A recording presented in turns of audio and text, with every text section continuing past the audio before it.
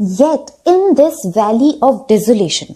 अब देखो, वैली मतलब होता है एक एरिया, वैली ऑफ डिसोल्यूशन मतलब एक ऐसी जगह जहां पे सिर्फ दुख ही दुख हो। मतलब ये वर्ल्ड की बात कर रही है कि area which is filled with deep sorrow, मतलब ये जो दुनिया है, in this valley of dissolution there is a path, एक रास्ता है दैट लीड्स टू इमॉर्टेलिटी।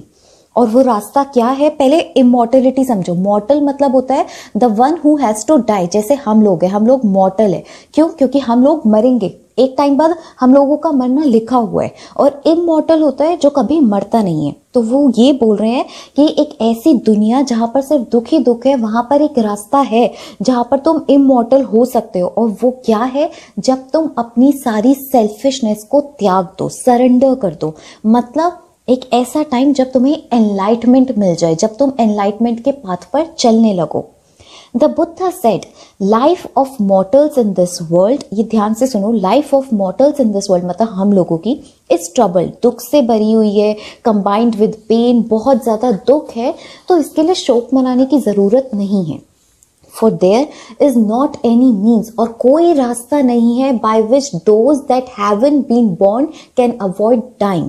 मतलब ही saying कि कोई रास्ता नहीं है कि जिन्होंने जन्म लिया है और वो अपने मरने को अवॉइड कर सके। मतलब उन्होंने जन्म लिया है तो वो मरेंगे ही मरेंगे। After reaching old age there is a death, मतलब जब तुम बूढ़े हो जाते हो तो तुम मरते हो।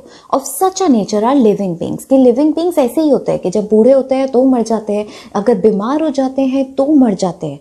अब देखो, वो इस साइकिल ऑफ लाइफ को या फिर लाइफ एंड डेथ को दो एग्जाम्पल से समझाते हैं। पहला is ripe fruit.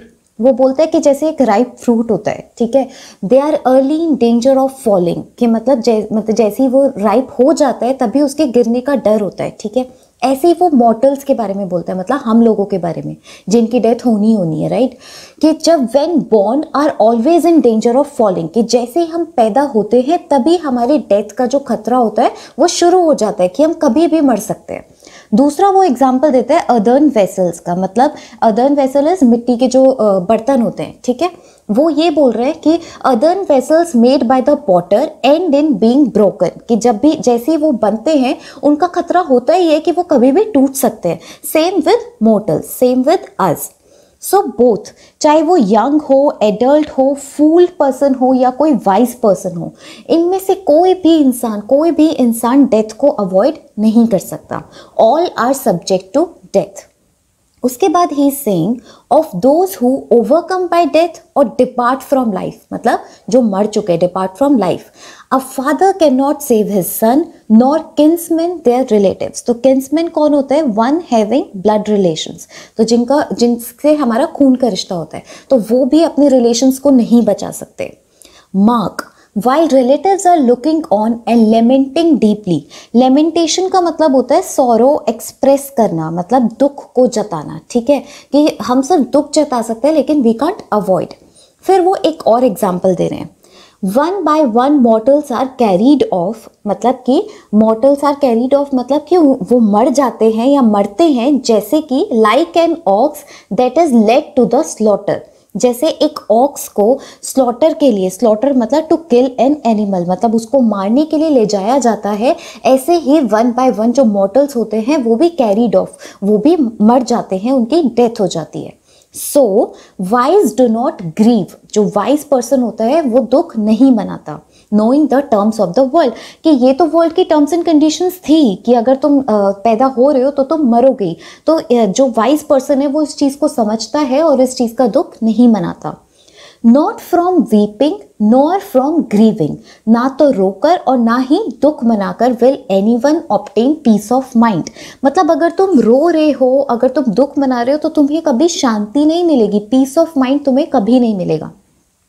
On the contrary, इसके अलावा मतलब इसकी जगह क्या होगा, his pain will be greater, मतलब तुम रो रहे हो, तुम दुख मना रहे हो, तुम्हें शांति तो नहीं मिलेगी बल्कि तुम्हारा जो पेन है वो और ज्यादा बढ़ जाएगा, तुम्हारी जो बॉडी है वो सफर करेगी।